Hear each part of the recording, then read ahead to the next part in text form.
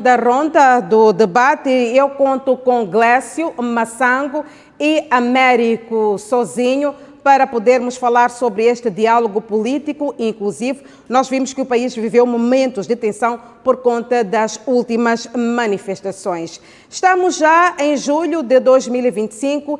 Este programa tem sensivelmente a duração de 2 anos. Que avaliação é que podem fazer da sua execução? Até agora, não temos ainda na sua totalidade a comissão técnica, neste caso criada, e também temos que ter em conta que nas declarações, isto é, na Espanha, Daniel Chapo sublinhou que Venâncio Mondlane não faz parte do acordo político porque ainda não tem partido e havendo ainda a possibilidade de Venâncio Mondlane ter este partido político.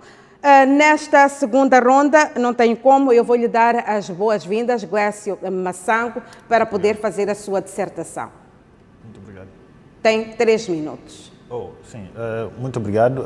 Primeiro, agradecer o convite para estarmos aqui a analisar sobre este tópico e também agradecer a si, à TV Miramar e saudar o meu colega do painel.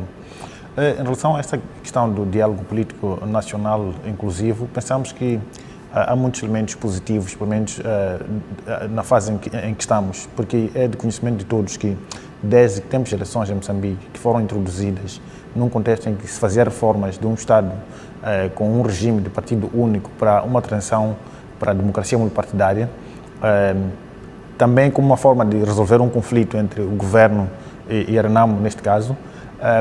Também temos desafios que têm sido registrados a cada ciclo. De 5 em 5 anos, sim, conseguimos organizar eleições multipartidárias, no geral, mas também, ao mesmo tempo, essas eleições têm sido marcadas por um conjunto de irregularidades que contribuem para desconfianças em relação ao funcionamento normal das instituições democráticas e muitas vezes resultam em conflitos pós-eleitorais.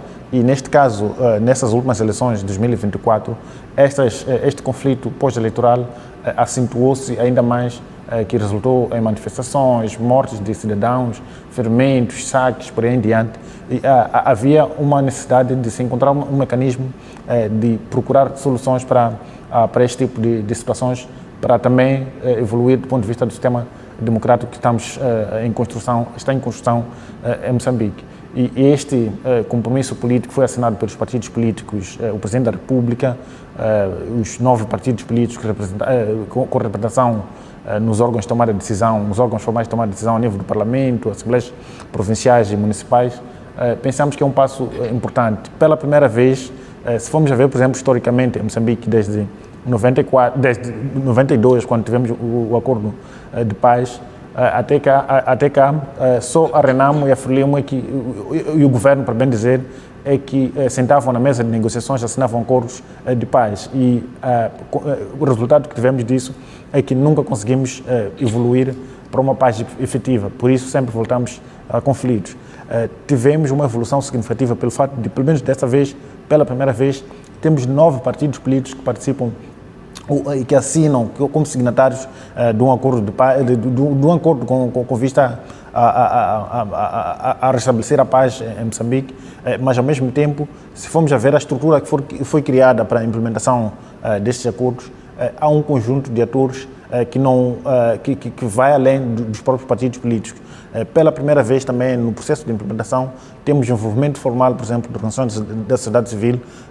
Apesar de ser um número reduzido, achamos que é um passo significativo, pelo menos se olharmos para aquilo que vinha sendo a prática no passado. Que avaliação é que faz desde a criação desta comissão técnica, num contexto em que o presidente Daniel Chapo diz que Venâncio Mondlane não faz parte deste acordo? Exato. Penso que a avaliação, neste caso, é um pouco prematuro ainda fazer uma avaliação conclusiva em relação à performance da própria comissão técnica, mas é importante, estamos numa fase inicial ainda onde está-se a estabelecer está-se a criar a própria comissão, a criar a estrutura, a composição, entre outros elementos.